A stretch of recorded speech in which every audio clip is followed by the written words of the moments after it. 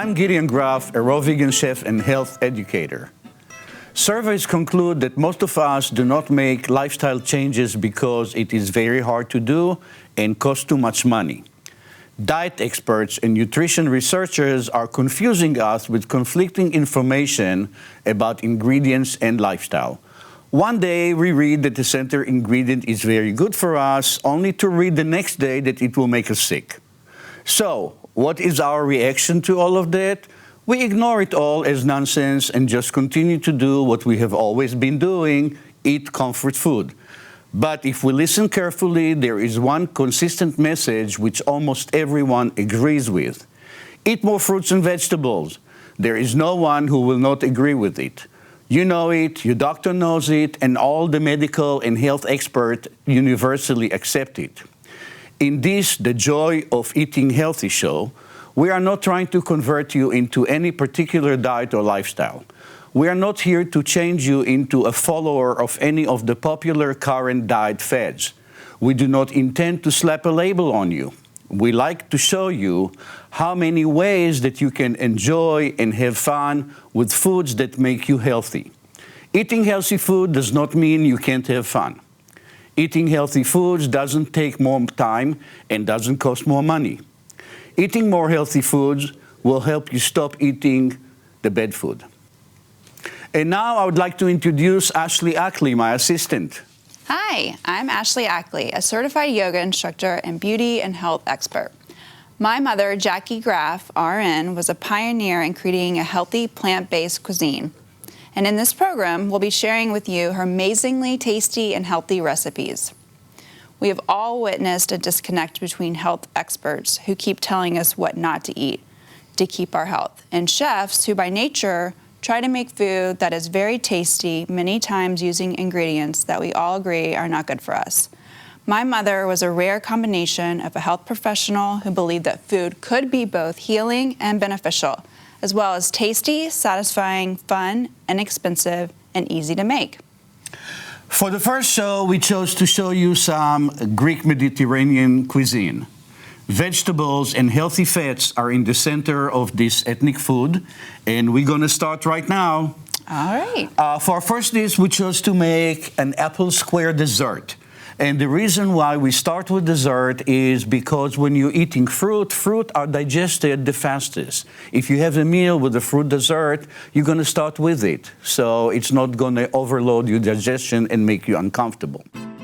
To start, for the apple squares, you'll need 4 to 6 Golden Delicious or Fuji apples, peeled or cored, 1 teaspoon of sea salt, 2 teaspoons of cinnamon, 4 to 6 medjool dates soaked for 1 hour and drained, 1 teaspoon vanilla powder, half a cup of raisins, 1 to 2 teaspoons flaxseed ground fine, and half a cup of walnut chopped. So let's start by peeling some apples. These are Fuji apples, but any kind of hard, sweet, and fresh apple will do. I love the,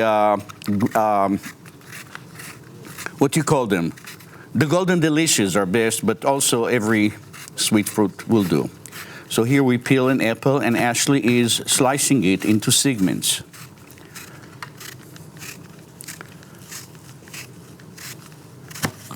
There you go. Gotta give it a little power. Yeah. Right, you can throw the cores away. I know some people use them, but next time. And having an apple core is really handy for this recipe. Well, it usually works well when you take the apple core and you start from the back side of the apple, like I have it here, because usually the back side is, the front side is, where the stem is wider. So it will hold together very well, and you put it right here and boom. Got it. Yeah, give it some more push.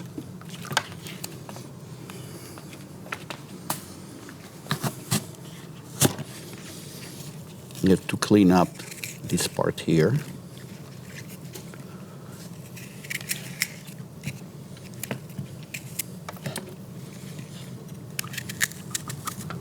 And so are we going to start with all of these apples?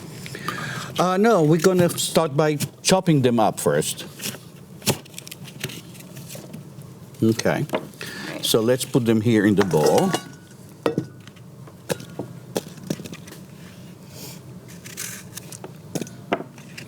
Okay. All right.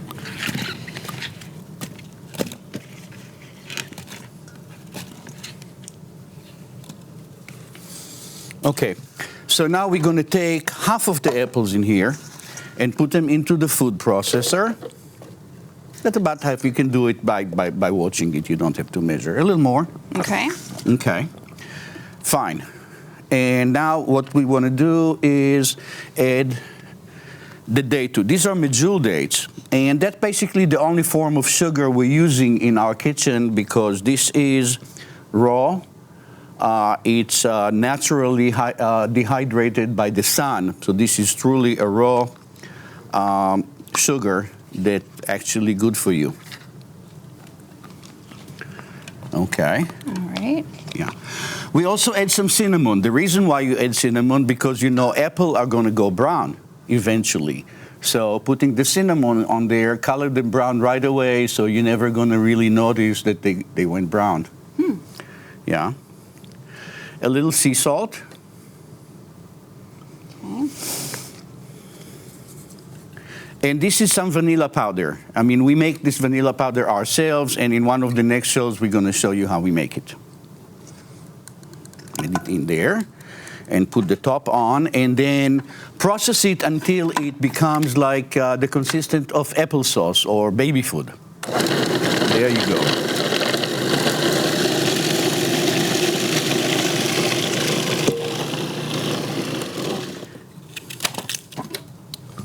Let's see. We have a spatula, so you may need to... Yeah, move it a little bit around and keep pushing it. Yeah. Yeah, just let it work. Okay. Let's stop it and see what we got. Oh, beautiful.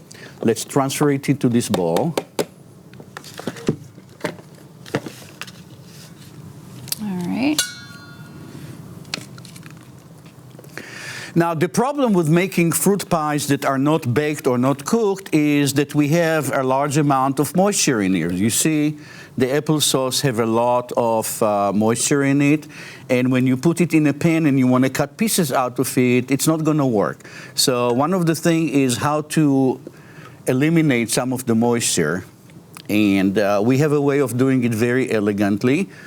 We get some raisins here. These raisins are dry. We have not soaked them. So we're going to put the raisins into the applesauce, and that's kind of going to absorb some of the moisture in here and make it more tight. Okay, next stage is we're going to take all of these apples and chop them into pieces, small and large pieces. See, when you make, for instance, a baked apple, you can put big pieces of apples in there, and the heat is gonna dissolve them. Here, you're gonna have some pieces of apple, which will be delicious. You don't have to cut them; just put them in there. Oh, okay. Yeah.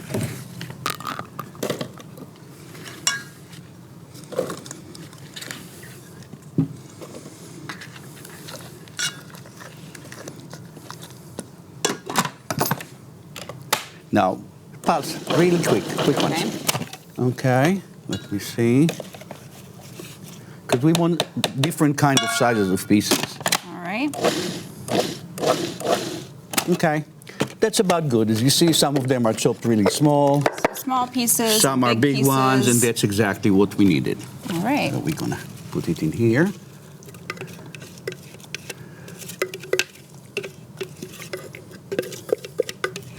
Smells delicious.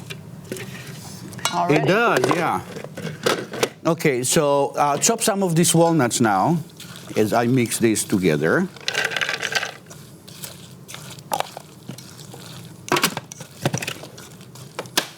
Chop, chop. Want it really fine? Yeah. Okay. That's it. Good. Okay. Okay, so you're going to put some of it in the pan here and leave a few to put on the top. And as you see, the mixture is still very moist. So we're going to take some ground up flaxseed, and that's going to tighten it together to make sure it's not too liquid.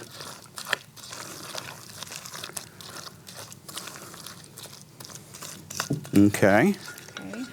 In here. And let's spoon it all on top.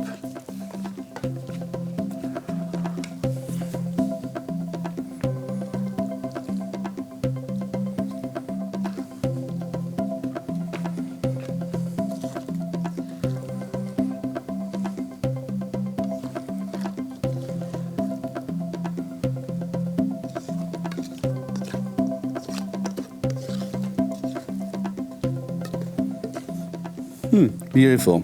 Okay. We're just going to press it in there. You don't have to smooth it or anything. Actually, I prefer when it shows a little the mark from the spoon. It's basically a great idea. And then you just take some of the walnuts here and sprinkle them on top. And that's going to make it look like it's a little more finished.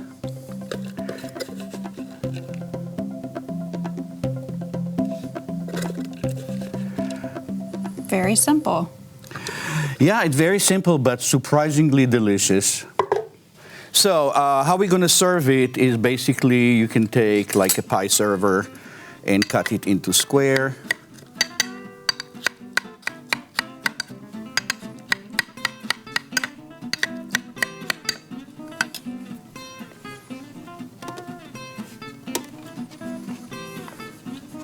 Okay, so as you see, it comes out of the pan in one nice piece, even though it was very moist. And let's actually taste it and see if we did well. Thank you. I'm gonna watch you. Delicious. So Thank good. you, thank you. Don't go anywhere. When we come back, we're gonna show you how to make zucchini hummus for our vegetable plate. We'll be right back.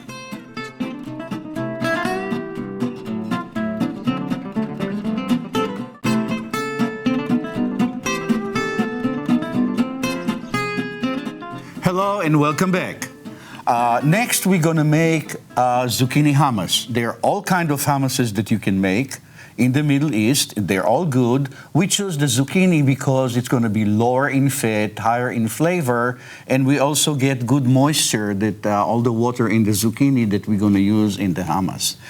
And while I'm going to make the zucchini hummus, Ashley is going to prepare the vegetable plate that we're going to eat our hummus with. For the zucchini hummus, you'll need 4 zucchini, peeled and chopped, 4 cloves of garlic, 2 teaspoons of salt, 1 tablespoon of cumin powder, half a cup of lemon juice, 1 cup of macadamia nuts soaked for 8 hours and drained, and half a cup of raw tahini. So, to make the zucchini hummus, first thing you need is raw tahini. Raw tahini you can buy in stores, usually going to be in the refrigerated section. But the best one is the one you make yourself. It's very easy to make. All you need is 2 cups of white sesame seeds. You put it in the food processor and blend it until it becomes liquid. That will take about 20 minutes. If you blend it for more than 20 minutes, it's going to get too hot. And then you're going to lose the benefits of the sesame oil that's so good for us in here. We also use some macadamia nut to enhance the flavor of the hummus. And of course, lemon juice, cumin, sea salt, and garlic. These are all traditional ingredients in making hummus. And of course, the zucchini, which will give it the volume, the body, and not much flavor, because zucchini actually take the flavor of everything else in it without having too much of itself. While I'm doing that, Ashley is going to make the vegetable plate that we will eat it. We're not using chips or crackers. We're using all vegetables to eat our hummus. So we have zucchini, we have the daikon radish, we have celery, and we have the sweet red and orange peppers. Okay, let's work. All right.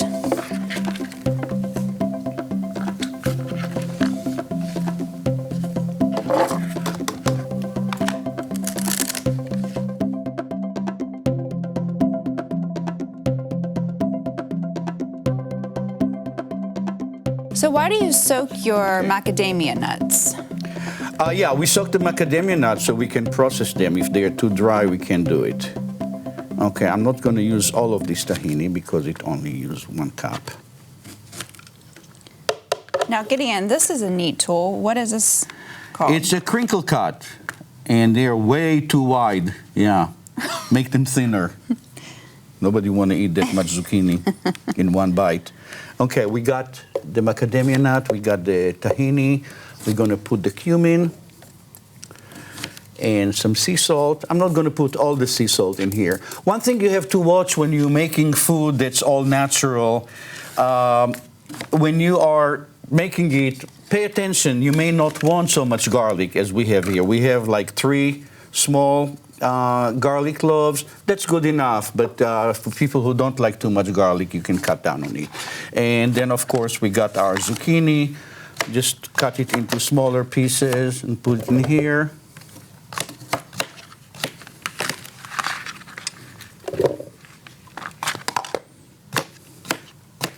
I'm going to start with 3 and see if I can add the next one in here.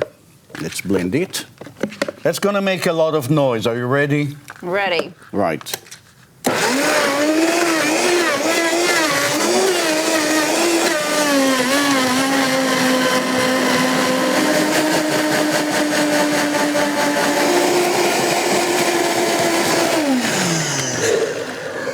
Well, let's see, Ashley. Are you ready to take the plunge? Sure. Okay. Now, it turns a little green, and this is because of the zucchini peel that's in it. And, you know, we prefer not to peel anything because usually the peel has more nutrition in it and more nutrients than the fruit or the vegetable itself. So in any case, when you can keep the peel on, do it. Very good. Very full of flavor. Thank you. So let's put it in the cup.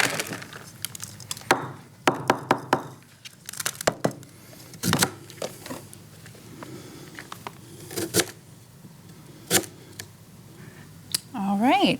That looks good. Yeah. I mean, take looks some delicious. of that. I'll keep it in reserve.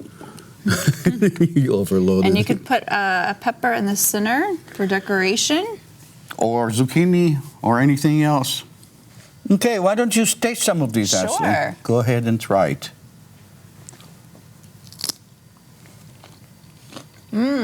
Delicious. So full of flavor. You can really taste the lemon and the cumin. Very, very good. Awesome. And whenever you have fresh vegetables, you can mash them a little bit, make them look like less raw vegetables and more like processed. I have here za'atar, which is a Mediterranean spice. It's a mixture of several spices, and what you do is just like sprinkle some of that on top, and that's going to make the whole dish looks richer. Oh, very pretty. Yeah, and more. It also adds some flavor, but it makes it look like a little less, you know. So what are the spices in that? Unprocessed, yeah. And a little bit on that on top of here too. I always like to do that. It's a good presentation. So there, our vegetable plate and zucchini hummus. We made the zucchini hummus with the help of the Vitamix. Vitamix is just a commercial name for several brands of high-speed, high-power blenders. This is not like your home blender. It can do anything from it. You can take nails and make juice out of them. But seriously, it's a very important tool. You can use it to make drinks, and you can make heavy stuff like what we did, the hummus. It's also good to chop things in it, and it's very versatile. You're going to see more and more how we use this tool in our future shows. Okay, and the hummus is basically a Mediterranean tradition. There are a lot of different kinds of hummus. The classic one usually going to be made with garbanzo beans. But garbanzo beans, you know, they have to cook. And we're trying not to cook our food because we want to preserve all the nutrients that usually get destroyed with heat. So it's kind of hard for us to use garbanzo beans in it, and we are trying to find other things that we can use to make hummus. This time we made the zucchini hummus. We also have a recipe for hummus that's made with sunflower seeds and different kind. You can make hummus with peas. Pea hummus is good. All beans, if they're cooked, can make good hummus. So you can experiment with that. It's a dish that, throughout the Mediterranean basin, everybody is trying it. And lately, it's also very high in the United States. You can find hummus almost in every market now, becoming more and more popular. So Gideon, you mentioned that eating raw is also economically very good. Yeah, it's very inexpensive. We have vegetables that are all in season. Nothing is very expensive. And basically, compared to what people who eat cooked food spend, we are spending much less. But the most important thing is we spend less on medications and doctors and hospitals. That's right. And that's where the real savings come. Thank you for watching our Mediterranean dishes so far. And with our next show, we're going to make more Mediterranean delights for you. We thank you for watching The Joy of Eating Healthy, and we look forward to see you next time. My wife Jackie and I were basically like everybody else, eating, drinking, smoking, and having fun at our early 50s. And then something started changing, basically because of my wife Jackie. She was a nurse and very interested in health, and she began to realize that everything she does for her patient from the medical point of view was not really helping. So she discovered that food really is a very important part of health, and also she was thinking that you need to give people a reason to eat healthy. And checking around what considered healthy proved to her that there is a place for her talent. She could make food taste awesome, whatever it is. So switching to a raw vegan food diet, she created so many wonderful recipes to make it fun and happiness and good tasting for people. She said it can be the healthiest stuff on earth. If it does not taste good, people will not eat it.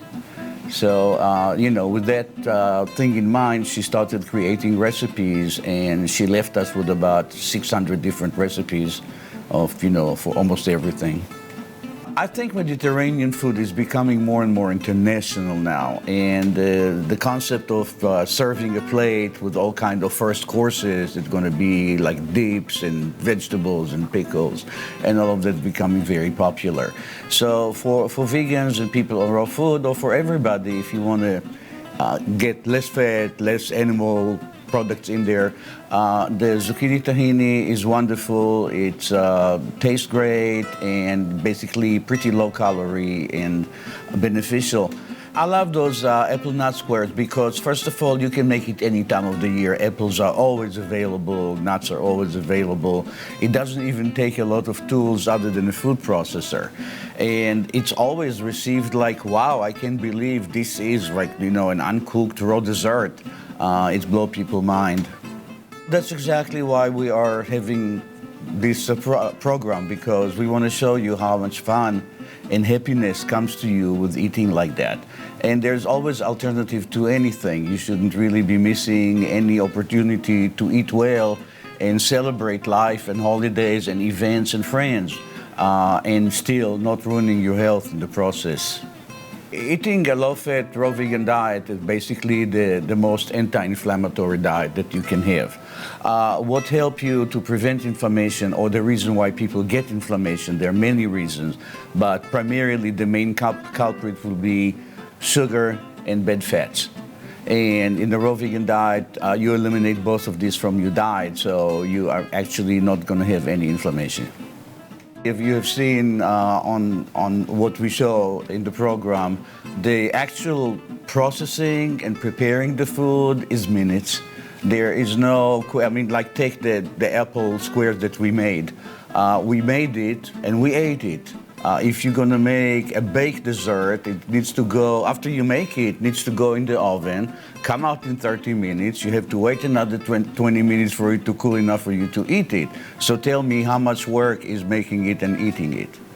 When I started eating a better diet, I got the desire to start exercising again. So when I was 54, this is when I started, I was 230 pounds.